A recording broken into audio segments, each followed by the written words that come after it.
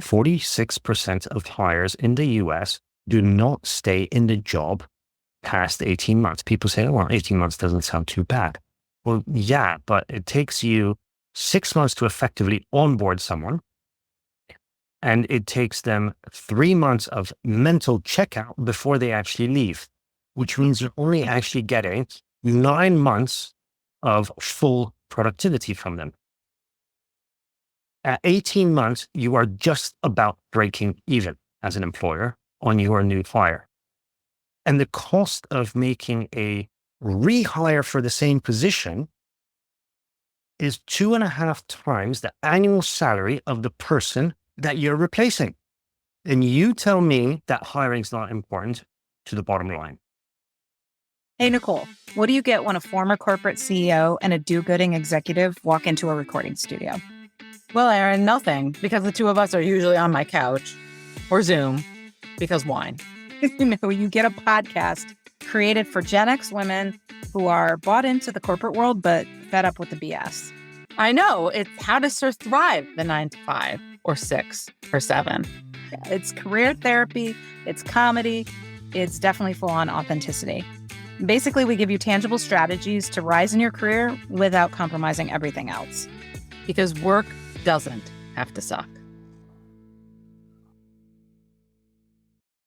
Hey guys, welcome back to the Because Work Doesn't Have to Suck podcast, where we help Gen X-ish leaders who should be at the top of their career, they just don't feel like they are, and we bring you no BS strategies, tips, and things to stand out and shake things up and be successful.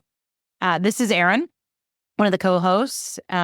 Nicole is off doing her day job, and I am doing an interview today with Konstanty Sliwowski. And he is the founder of School of Hiring. And I was telling him, we have done over 250 episodes, 5.5 years of doing this podcast. I don't think we've interviewed anybody who focuses on doing good interviews, not as an interviewee, but as a leader, a manager, a hiring manager. And I don't know about you, but I was really bad at this stuff. And I would, as a result, not get the best talent. And Konstanty is actually, he's conducted over 12,000 interviews, documented. It's probably more than that. So this is his passion. This is his everything. And I will tell you, I really freaking wish I would have had this advice when I was back doing a lot more hiring. Here are some of the things that you'll hear. One, we'll talk about the costs and ramifications of, being lazy and shitty interview practices and not having a strategy. It's crazy, actually, to think how much little time we would have focused on training and being a good interviewer and asking the right questions. And it's actually so much more than that, which leads to the next thing. This was the thing that really blew my mind. The importance of hiring blueprint versus a job description. Because this will change everything. This was a major aha moment for me. We'll also talk about some of his favorite questions to ask and why he asked them. We don't do a laundry list because you'll understand from the hiring blueprint how much those questions can change. But he does give us a few of his favorite questions. We dig into ATS, why these application tracking systems, first of all, it's not them that sucks. It's the people, it's the Oz's behind them. But he also talks about why they've grown 50% in terms of the volume they've gotten and what that means to you, not just as an interviewer, but an interviewee. And then also we talk about why people rust out and how you can be sure that you don't. What are the steps to take? So it's a really great interview. We actually go almost an hour. I could have gone longer. Konstanty is the expert on hiring. And if you are in any part responsible for hiring talent, you have got to listen to this episode. So enjoy. I'm excited about this because we've been doing the podcast for 5.5 years. And I don't think we've done an episode on how to interview other people. We've done episodes on how to, be a good interviewee. So when you reached out, I was like, oh, Jesus, yes. And I totally suck at this. So I'm excited to like help people not hire sucky people. Well, I think that those two things are very related. Actually, it's two sides of the same coin. Being a better interviewer makes you a better interviewee. Actually, one of the ways that I advise managers, leaders, anyone who's hiring, basically, to check if they're asking the right interview questions is to ask themselves those questions and think about it from the perspective of being a candidate. How would you react as a candidate if you were asked this question? How would you answer that question? And would that question actually be the right question to get you the information that you need as a manager to actually make a confident hiring decision? A lot of questions are honestly really, really bad at that. You know, in a 45-minute interview, you're only going to get time to ask 5 questions with maybe 1 or 2 follow-up questions on those. So you better be choosing the questions you're asking really, really well for that specific job that you are hiring for. Otherwise, you're just not getting enough out of those interviews to make a good judgment call. And whenever a manager says, oh, it didn't feel like the right fit, that to me just screams, you're just speaking through your gut. You're speaking through your biases because you didn't ask the right questions to get enough information to say, actually, this isn't the right person because of XYZ reasons. Hiding behind culture fit is BS. Yeah. Let's go backwards, because if I think back of my time in corporate, we didn't get trained on how to interview. I think at best, which is probably fairly standard, we were handed, a database of behavioral questions that HR curated and probably now has AI curate.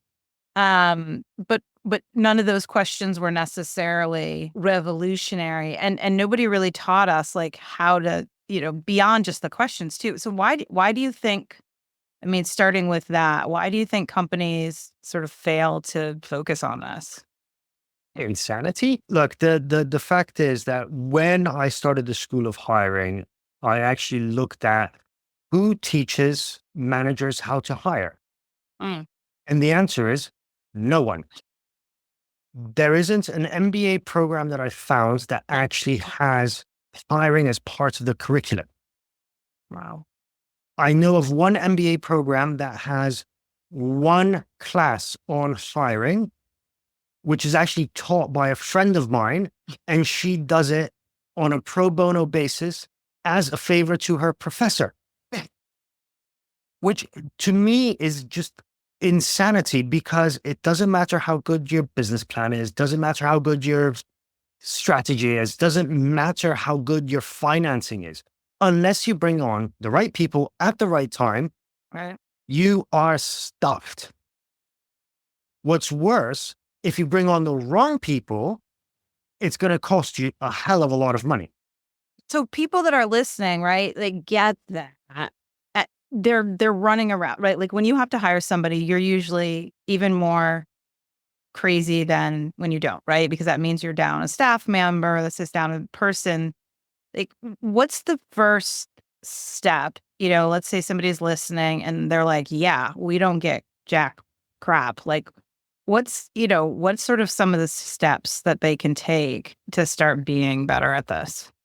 Okay, so what normally happens is that we jump to writing a job description, which very often is, let's get the last job description when we were hiring for this job 12 months ago and work on that. And then we hand that over to someone in HR or talent acquisition and say, go find. We might post it on LinkedIn that we're looking for someone, right? That's what we do. And that is then the result of that is we get applicants, and someone goes through those applicants, a vast noise of applicants, and we get frustrated because we're not seeing the right people. Yeah. Which results in us hating the hiring process. Right. because it just takes too much time, too much effort, and we're not getting out of it what we need. And this is why what I teach is actually flipping that hiring process. You can't figure out who you need to hire by interviewing candidates and seeing who shows up and getting a moment of inspiration that you find the right person through that. That is a huge waste of time. It's very frustrating. It's very expensive, impacts your productivity, impacts your team. All of those things are impacted. But what we actually need to do is go back to the beginning. Where you save time is on the task of defining who you need. Now, defining who you need is not, here's the list of skills that I need this person to do. It's about defining what good looks like in the job. Now, how do you define what good looks like in the job? You look at outcomes. You're hiring to deliver certain outcomes. What are those outcomes? What's the purpose of this job? And once you've defined what the outcomes are, you then need to look at what are the competencies that this person needs to have in order to deliver those outcomes. And by competencies, I don't mean skills, 7 years of Java experience or working in sales in pharma or whatever it may be. No, it's not that type of skill that I'm looking for. What I'm looking for is this person a team player? Are they reliable? Do they take ownership? Are they a good communicator? The competencies need to align with your culture, with the culture that you have within your organization. Once you have an understanding of this, then things start to fall into place, because you can go to someone in talent acquisition and explain to them, right, I need to hire someone within this context to deliver these outcomes. All of a sudden, to them, it's clear. Remember, HR and talent acquisition do not have the same business context or even unit context that you have. You can go to your network and say, listen, network, these are the outcomes I need to deliver, and I need to deliver them in this way through these competencies. Who do you know? That's how you start hiring. How do you make sure that it's not still the same BS competencies, right? Like you said, team player, we could, self-starter, that's my word, not yours. The authenticity sort of addict in me is like, how do you then make sure that it isn't just like, maybe give an example. You're looking for a finance director, put you on the spot, right? So normal is going to be, Excel spreadsheets and, 10 years of whatever finance. So you're looking for a finance director. Talk to us about like how that job description, how you might write that a little bit differently than sort of the normal person. This is a hiring blueprint. It's actually not a job description. There's a big distinction. A job description is something that you can use to advertise the job. Okay. A hiring blueprint, which, by the way, anyone can download from schoolofhiring.com for free. I've got it up on the website.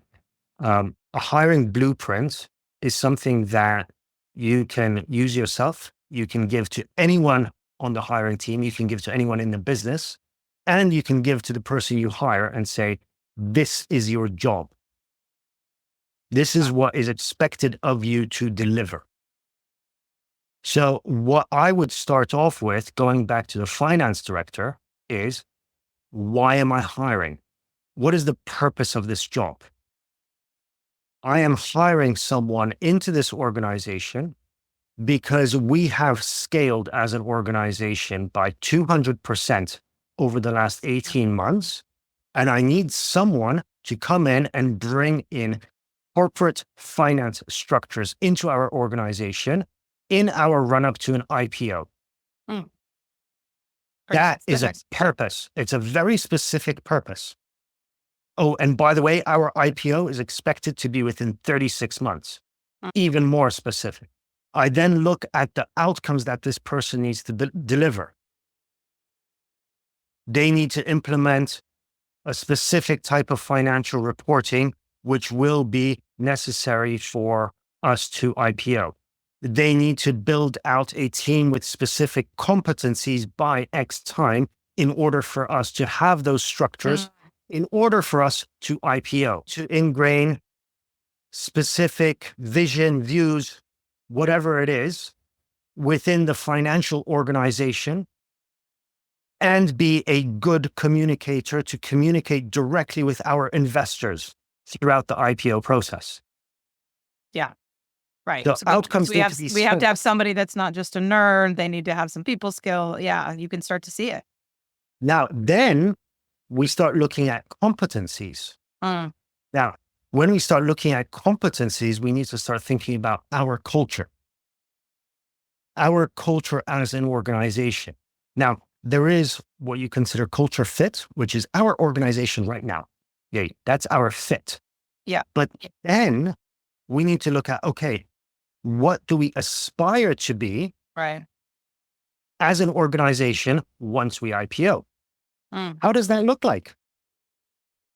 And based on that, you see where's the gap between fit and aspiration. And you need to hire for ad to bridge that gap. So it's like building blocks. That's good. You go from culture fit to culture ad, which brings you to your aspirational culture. Right. But there is another block in this, which is culture adaptability. So how do you ensure that the people that currently fit into your culture will be able to bring in new things into that culture to bring you to where you need to be and adapt to that culture as you grow? Right. Without losing their mind along the way that it's not quite the culture. Without losing their mind along the way. Absolutely. Because it's a very different thing when you're a company of 10 people and all of a sudden you're a company of 100. It's a different culture. Yeah. You don't know everyone on the floor. You don't know all your colleagues. Your interactions are different, right? Yeah. So we look at the competencies, going back to our finance director position, we look at the competencies that will fit into our culture, what competencies we need to add into our culture in order to get to our aspirational culture. Yeah. And based on that, we can then define, okay, these are the competencies that we need to interview for in context of the outcomes that we want to deliver. Mm-hmm. And this leads us to the purpose of the job, to bring our finance organization up to standard so that we can IPO within 36 months. So I don't know about how our listeners are feeling, but I actually, as I try this on, this feels so much more fun as somebody to write the blueprint, right? To be able to say, right, so many times our friends in corporate don't get a chance to sort of write down their strategic vision, their aspiration, their goals, their wants, their needs, right? They're so stuck in the day to day, or they're stuck in here's where our culture. And I think if people can see this not as, oh, this is hard because, I can't take the job description from 12 months ago and simply rewrite it. I would argue if you take a step back, like how fun is it to be able to write down this sort of vision of what you want to achieve and how you want to achieve it? To me, that's like hell of a lot more fun. It's a hell of a lot more fun. It's also the most impactful thing you as a leader can do for your organization. Right? You give a great plan to a crappy team, and guess what? It's not going to work. You give a crappy plan to a great team, and guess what? They'll make it work. They'll make it change. They'll beat it into shape, and they will make it work. You, by hiring the right people, are having a tremendous impact on the organization. And by looking at hiring from the perspective of the impact that you're going to bring to the organization by making this hire, makes it a completely different discussion. The next part of what you need to look at is once you've defined what the hell you actually need, you need to start thinking about, okay, this aligns with what I need in my little unit. How does this align with what the organization needs as a whole? Because your definition of a finance director as, say, a CEO may differ from the definition of a finance director for your investors Mm-hmm. or other board members, for your finance team. And all of a sudden, when you take that hiring blueprint and you start having a discussion around it, all of a sudden you realize, hell, we're not aligned. And this is actually one of the biggest time wastes that we see in interviews, because interviews are built all too often on these. It's one interview and then a separate event, another interview, and then a separate event, another interview. Whereas in fact, an effective hiring process builds on each step. And each step is not just the interview. It's how do you book it? How do you help candidates prepare? How do you interview? How do you provide feedback? How do you book the next one? How do you help them prepare for the next one? How do you interview the next run? Et cetera, et cetera. Right? And this then ties into what is the candidate experience of being hired by you? Because let's not forget, hiring is a two-way street. Yeah. If you interrogate your candidates, great, you might get some of the answers you need, but they're also going to get an impression of you as the company they really don't want to work for. Right? They're also hiring. And actually for them, the hiring decision is even more personal, right? Because they're hiring for a manager, they're hiring for a culture, they're hiring for a team, they're hiring for a company, they're hiring for a vision, they're hiring for their future, they're hiring for a career coach. You're hiring for 5 outcomes. Right. Whose decision is bigger? Yeah. Tough to argue. Well, and the best talent, of course, usually has that leverage. I love that. And I can see now what you said at the beginning, like you can't start with the questions. Like it's so easy to get, so I follow you on LinkedIn, right? And your posts, like I think one of the most popular is sort of, here are, some questions to ask, which is great to offer, but those might not even be the right question. The other thing I'm thinking, I'll go back to that, but also with this hiring blueprint, I think of so many times where we would have a job opening, even have it out there, the drill, and then it gets pulled back, right? Because there's some sort of financial challenge. Somebody's questioning it. Somebody got a hold of that. Why are we hiring that? Whatever that is. It seems to me that it would be so much easier to defend and sort of negate that pullback if you're like, okay, it's not that we can't hire a finance director. It's now that we have a gap in the person that's going to create the systems that allow us to be in a good position to IPO. Like that's a lot easier to defend if somebody's trying to steal it. Absolutely. The other thing is that a lot of these, let's pull back the job because we need to figure it out, right? We haven't had the right candidates come in, so we need to figure out, we need to rejig this job.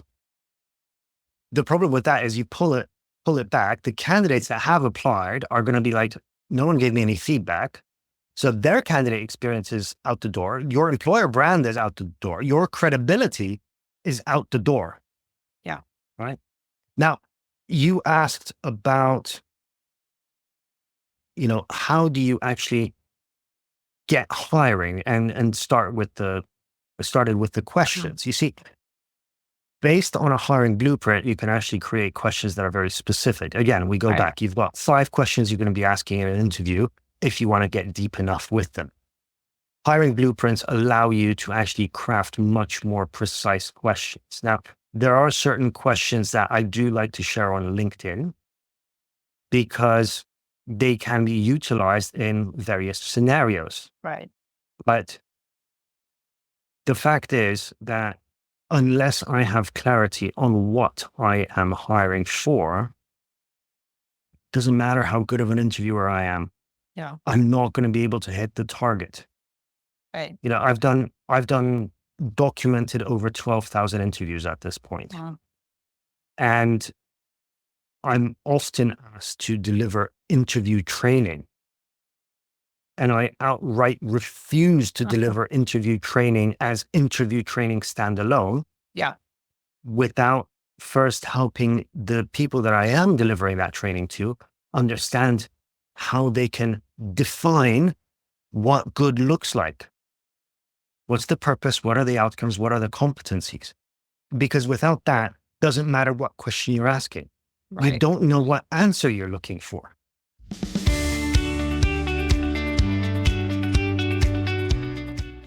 Hey guys, Erin here. Stop. Do not do it. Don't fast forward. I have something too important. I have a couple of very passive aggressive questions to ask you that you don't want to miss. Here they are. 1, do you find yourself often comparing yourself to others?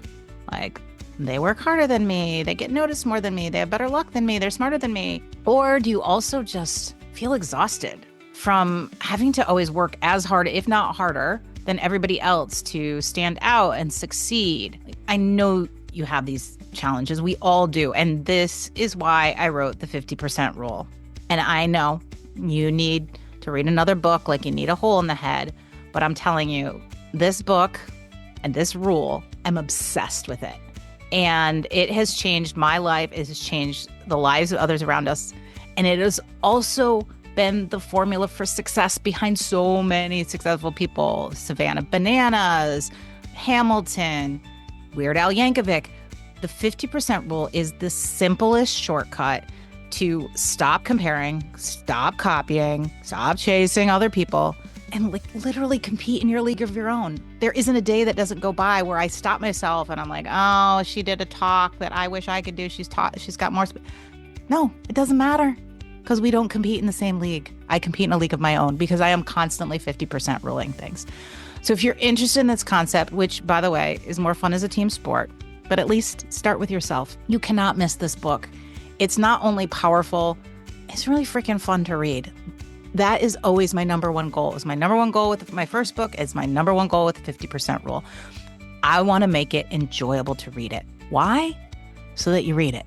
So if you feel like you are stuck with these comparison cramps or just all the symptoms that I talk about in the book of sleep running syndrome, self-doubt gout, and pioneer paralysis, and well, you have to read the book to find out more, then just go buy the darn book. Easiest way, go to Amazon, search the 50% rule, and I cannot wait to hear how you 50% rule things.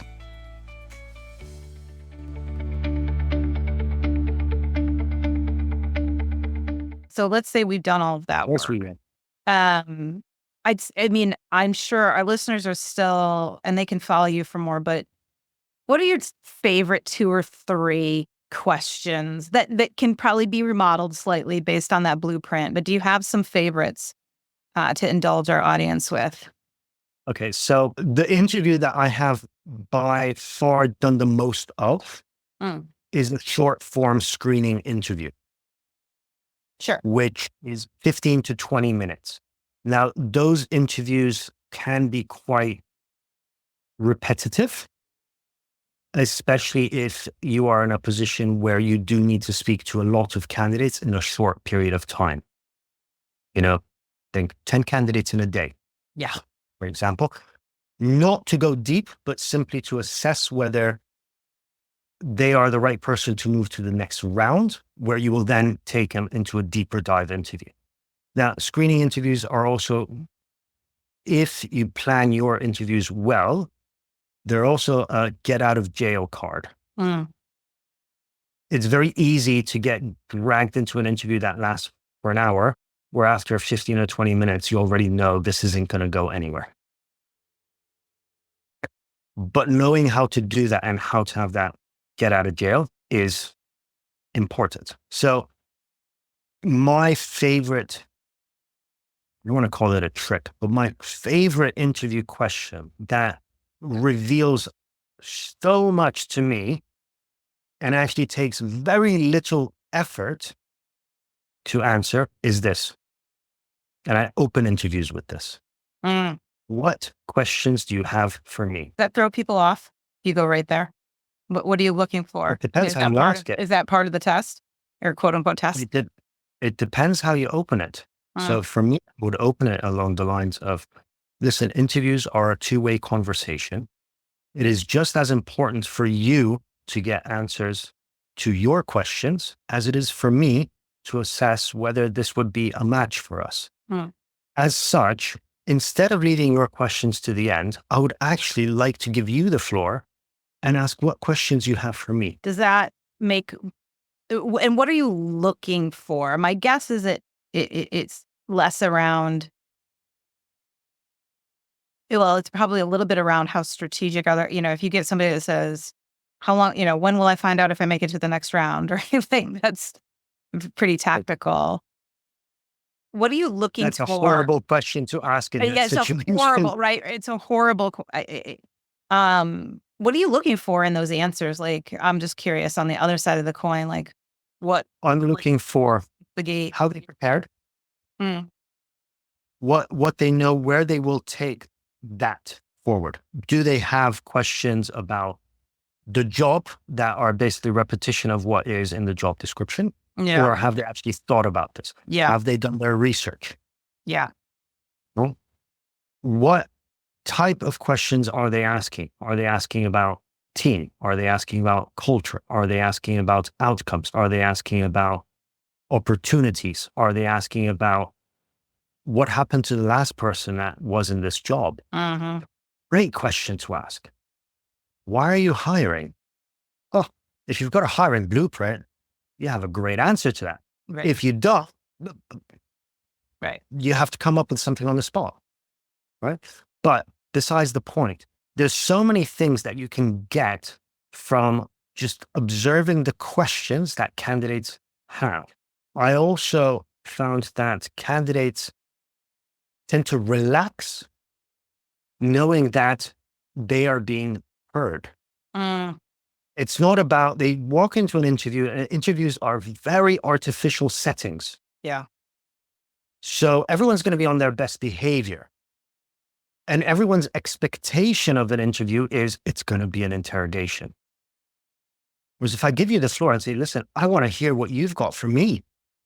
We're in this together. We got to assess We each got to other. figure this out. Yeah. Yeah. What do you got for me? That's a much more balanced conversation. Yeah. They're actually setting that conversation up for more success. I love that. I love that. What else? What are a couple other examples of questions that is sort of in your back pocket that are thoughtful and unique and different? So unique and different depends on the job. So the questions that can be quite often articulated on a repetitive basis is culture questions. So for example, tell me about the best working environment you ever had. Mm, And then your follow-up to that is, why was it so great? That is a great entry into what culture they enjoy and thrive in. Yeah. And then you can follow up that question further and ask, how could you have made it better? So I like three-dimensional questions. do you ever ask, what's the worst culture? And what could you have done about it? Seeing as so many people sit in some rough cultures, I think. I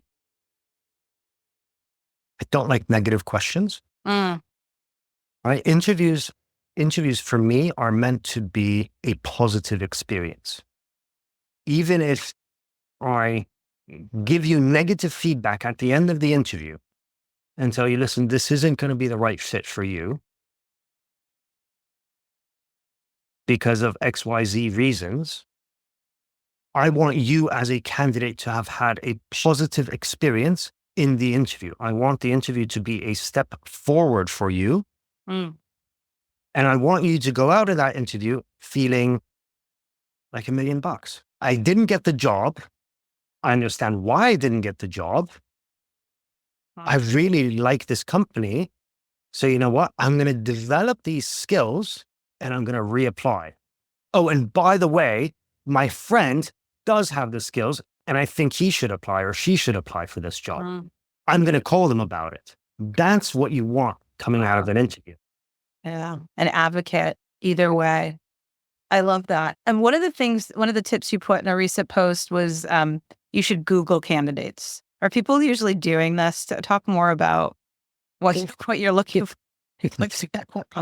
Okay, so all right, I do a few quirky things with interviews, and when you do a lot of interviews, you do have very limited time to actually prepare for interviews. So you find ways to cheat.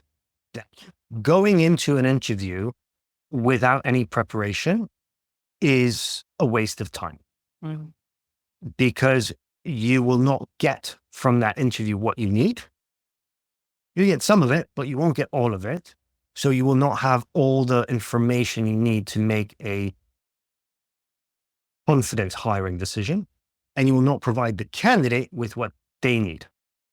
Interviews that are not prepared also tend to be rushed or conversational, which is the worst type of interview because conversational interviews have no structure and they are not repeatable, which means you cannot compare candidates against each other.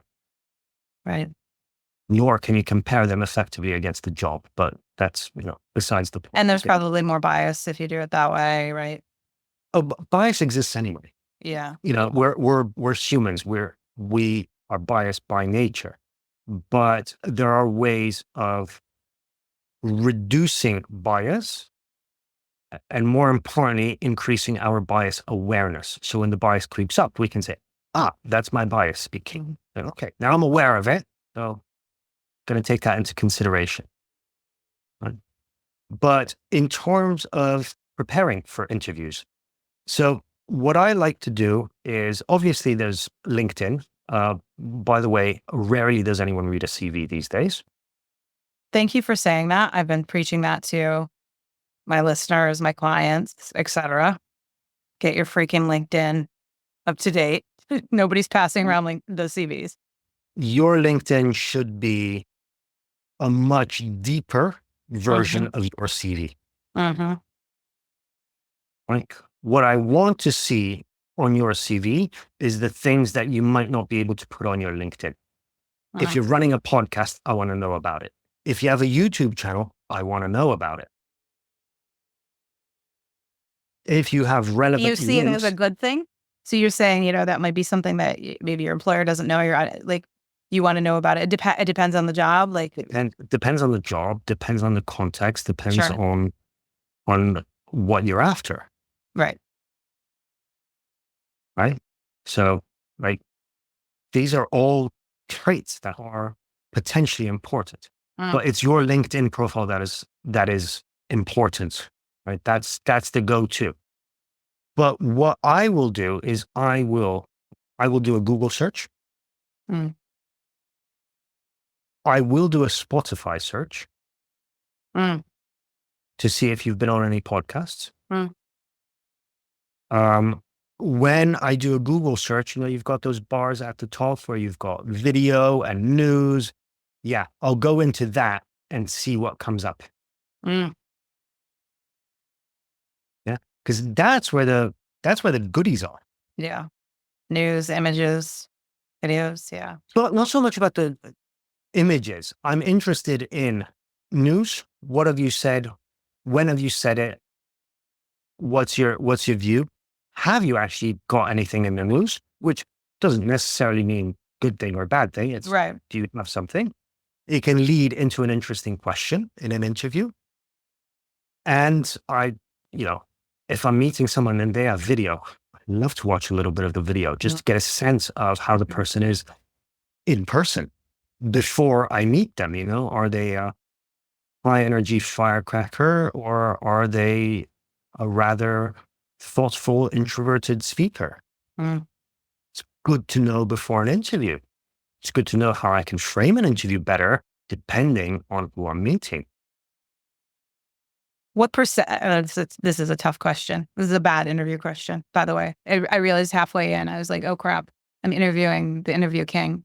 Hopefully I'm not being judged. I'm just curious. I think back when I was in corporate, I was so ignorant, but if I went back, which I won't, but as I advise people, thought leadership, whether that's on LinkedIn or videos, I just want to scream from the mountaintops, do it. But I think so few do, or if they do, it's probably accidental, right? They were on some panel somewhere. Are you seeing a trend where more people are understanding the value, especially in more senior jobs, of having that thought leadership out there? Or is that still just a huge opportunity for people to stand out and differentiate themselves?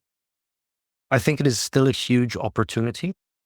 I think that doing it in a cookie cutter approach, as we are now unfortunately seeing a lot of on LinkedIn, where it's the same posts, same topics being repeated and regurgitated, where it's LinkedIn is becoming too much of an echo chamber. It's very refreshing to see original content.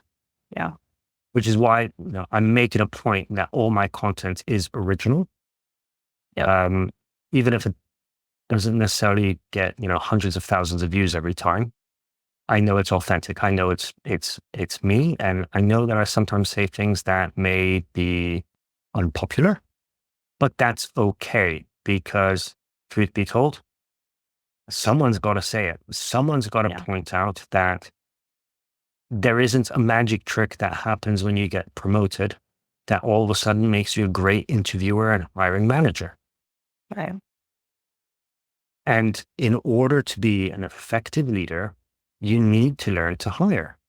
And that's a skill you need to invest in. You need to read the books. You need to get the coaching. You need to do the courses.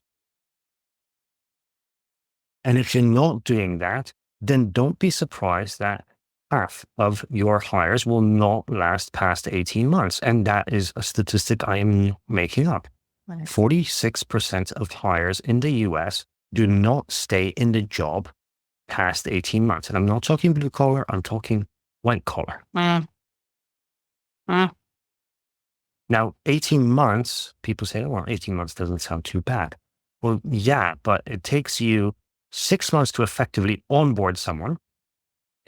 And it takes them 3 months of mental checkout before they actually leave, which means you're only actually getting 9 months of full productivity from them. At 18 months, you are just about breaking even as an employer on your new hire. And the cost of making a rehire for the same position is 2.5 times the annual salary of the person that you're replacing. That's not in salary, that is your productivity, team impact. I'm not even adding profit to that. If you actually listen to GH Smart, who are a think tank in this space, once you add profit to that, that number can jump to 15 times annual salary. Wow. Profit, it's profit and lost opportunity that they're calculating into that. 15 times. So that's on a 100K salary, that's 1.5 million. And you tell me that hiring's not important to the bottom line.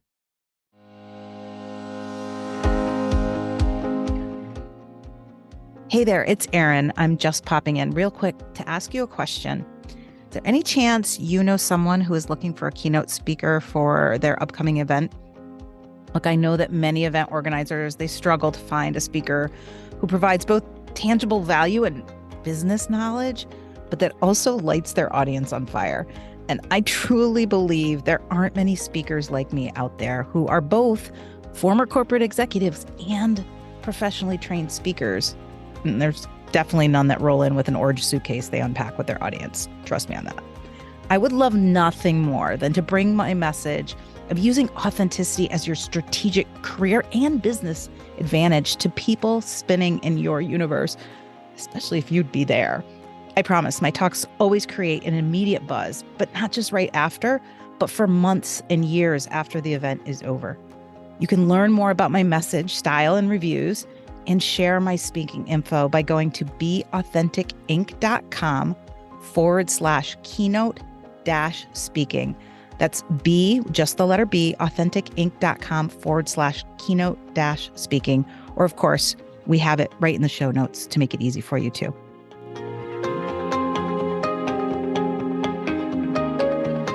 I have to go here. Application tracking systems. Oh yeah. Let's bring it on. Yes. My angle, of course, right? The authenticity queen.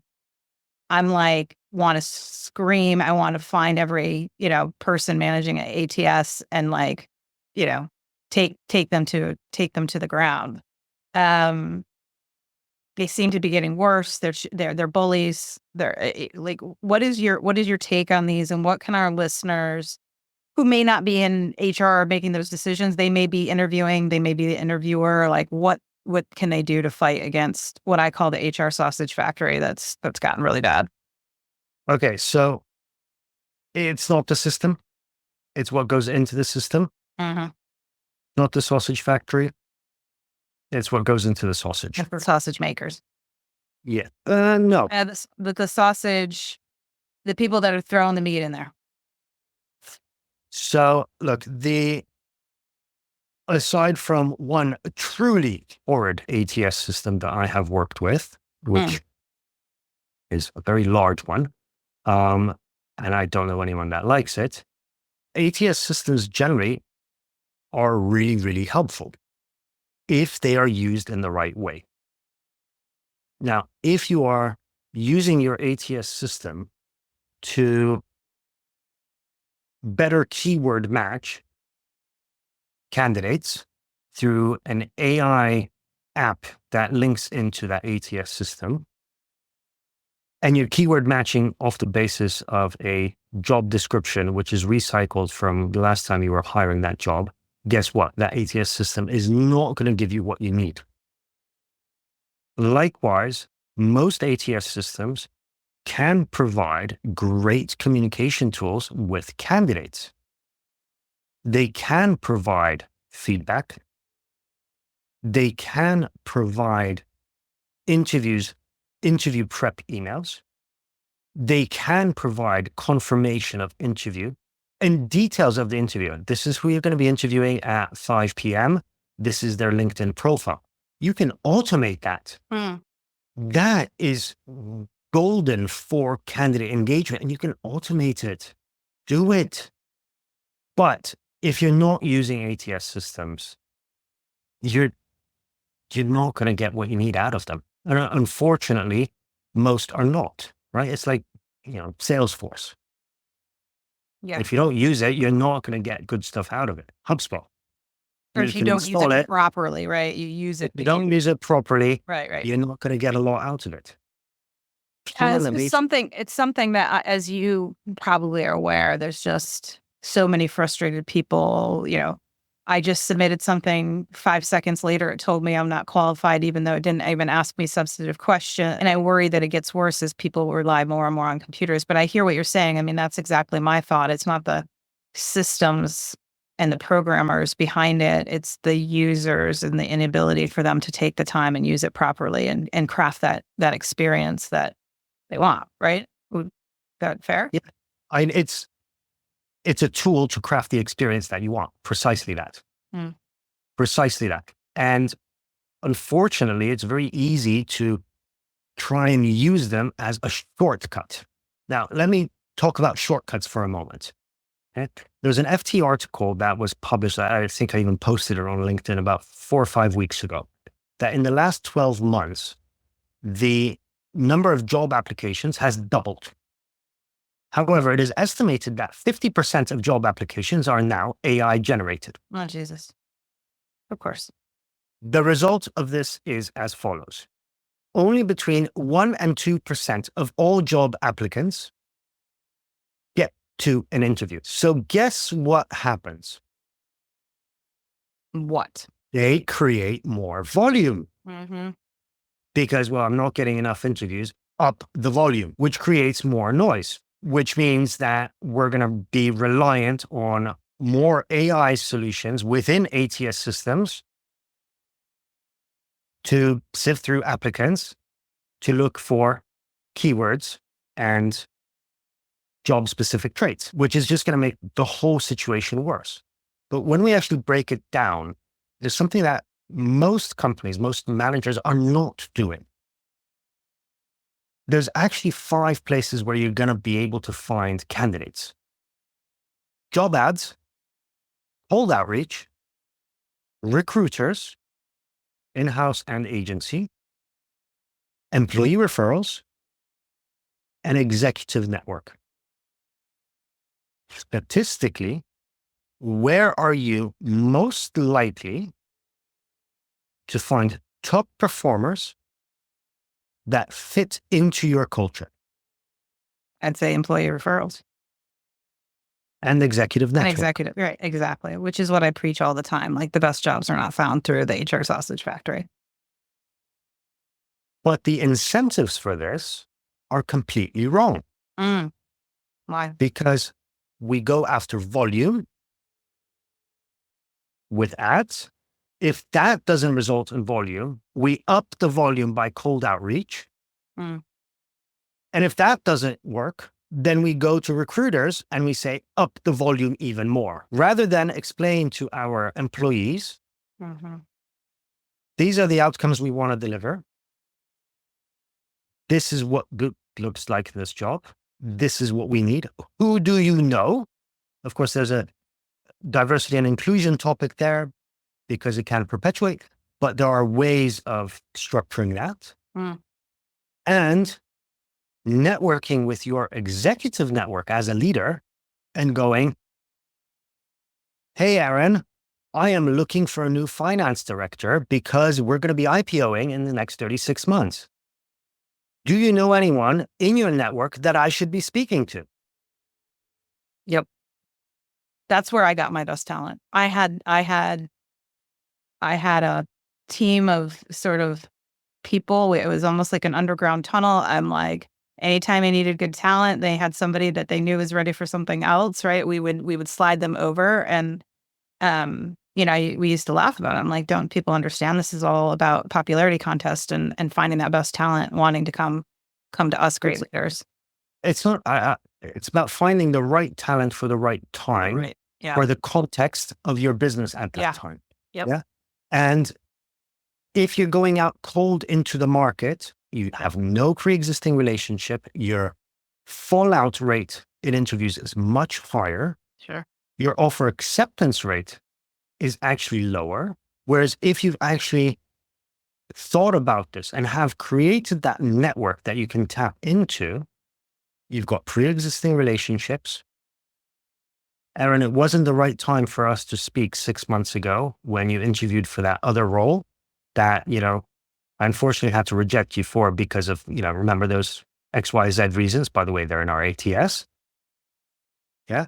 But there's a new role that's come up. I just wanted to ask, how have you bridged that gap on those skills that we discussed? Oh, you've developed the US gap reporting experience over the last 6 months. Awesome. Would you be able to come in for another interview? Because we've got this new position. It's looking to deliver these outcomes for us. Would you be interested? Yeah. Totally different conversation. Right. Oh, and by the way, that pain point that we started off, that hiring takes a lot of time and it's a tedious and frustrating process. Well, if you do it this way, it takes you half the time. I've literally cut hiring processes for some of my customers by 50%. Sure. Cuts the effort that you need to put into it, but it becomes a continuous, exciting conversation because you're always hiring. Yeah. Always. And it's not only hiring from outside. That's the other misconception, When we're hiring, it's not about just bringing people in from the outside. We're also hiring within our organization. Oh, yeah. Pete there would be great for this new position. Can we have a conversation with Pete to see if Pete can go to this new position? Oh, Deborah here. Can we move Deborah across? Oh, Aaron, I'm having a review with you. Your job has actually changed and shifted. So this is a hiring discussion because you're going to need some support to get yourself to the next level. Let's have that discussion. I know what the outcomes are for the next year, right? I know where the gap is, and I know how I can help you as a manager to bridge that gap. That's a hiring discussion. Yeah, that's so good. So I have 2 more questions before we let you go. The first is, we're all about authenticity here. We're all about bucking the norm. We'd love to hear if you have a buck that story, as we call it, a time when you sort of went against the norm, you bucked the norm, and really good things happened. Hey, yeah. I knew this one was coming. bucking the norm. You're putting me on the spot a little bit here. Look, when I set up my business, I did so for a number of reasons. The company that I had been working for was bought out by Adecco, which is a very big, very transactional recruitment organization. And my focus was not aligned with that. What I wanted to do was to build a organization that was more focused on the human interaction, on not only what is good to get butts on seats in an office, but what is actually good for the candidates. And that is precisely the company that I built out over the years. And we stayed very much true to that ethos, to the extent that we did at one point fire our largest customer, who at that point was just over 50% of our revenue line, because that customer was unable to keep people within the organization for longer than 12 months. And simply, neither I nor my team could, with a clear conscience, get people into that organization knowing that they would not last within that culture. So we fired the customer. The result of this is that till this day, and we are talking 10 years on, I am still working with people that remember that activity and that drive for what was right for not only the company, but for the candidate. That's awesome. I love that. I love that. And I'm sure you've done fine. Before I ask you the last easy question, I promise. I am enjoying these, by the way. These are great. Oh, good. Good. I didn't fail. Where can people find you, and if they want to learn more from you, what's the best way to do that? So I am very findable on LinkedIn. You can, of course, Google me as well. I will be across all the wonderful bars. I also would suggest anyone that wants to visit the website, it's schoolofhiring.com, all as one word. I'm also available on Instagram, YouTube, and TikTok, if anyone is so inclined.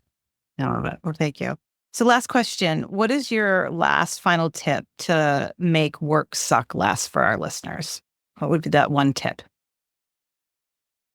Aside from working on something that gives you an emotional purpose, it is to actually continue learning always.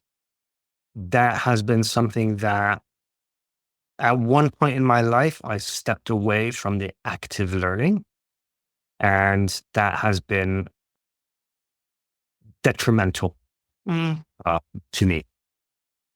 Reading the books, getting the coaching courses, engaging in conversation, surrounding yourself with people that will challenge you is essential to growth and learning. And unless you're growing and learning in your work, then you're stagnant. And that ultimately leads to this new term, rusting out,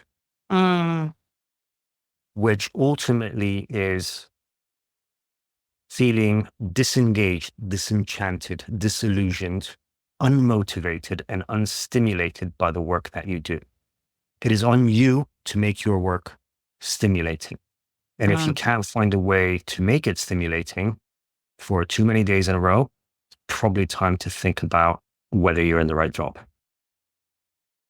I love it. It's great advice.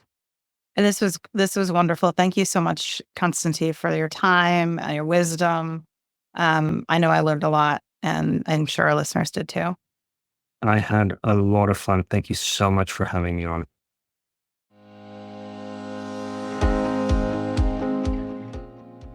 Hey, it's Erin with a teeny request. If you have ever gotten any value from this podcast, and you'd like us to stick around. Plus, you want it to continue to grow so we can kind of swindle bigger and more knowledgeable guests to join us and to keep providing you with tangible and inspiring actions you can take to achieve the career and life you deserve. Could you please just take 1 minute to leave us a rating and a review? Those reviews go a long way in attracting guests to the show, and candidly, they really make Nicole and I's day. And we see you. We really do. So when you have the time and inspiration, we'd love to see a rating and review from you. Thank you.